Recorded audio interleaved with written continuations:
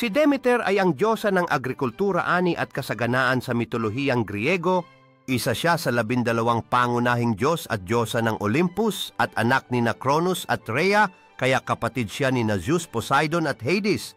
Si Demeter ang responsable sa paglago ng mga pananim at pagbibigay ng pagkain sa mga tao, kaya't itinuturing siyang mahalaga sa kaligtasan at kabuhayan ng sangkatauhan. Ang isa sa pinakakilalang alamat tungkol kay Demeter ay ang kwento ng kanyang anak na si Persephone na dinukot ni Hades at dinala sa ilalim ng mundo upang maging kanyang reyna. Dahil sa matinding dalamhati ni Demeter, sa pagkawala ng anak tumigil ang lupa sa pagbunga, nagkaroon ng tagtuyot at taggutom. Sa huli nagkasundo si Zeus, Hades at Demeter na si Persephone ay maaaring bumalik sa mundo sa loob ng ilang buwan bawat taon. Sa panahong ito, nagiging masaya si Demeter at bumabalik ang kasaganahan. Ito ang pinagmulan ng mga panahon o seasons, lalo na ng tagsibol at taglagas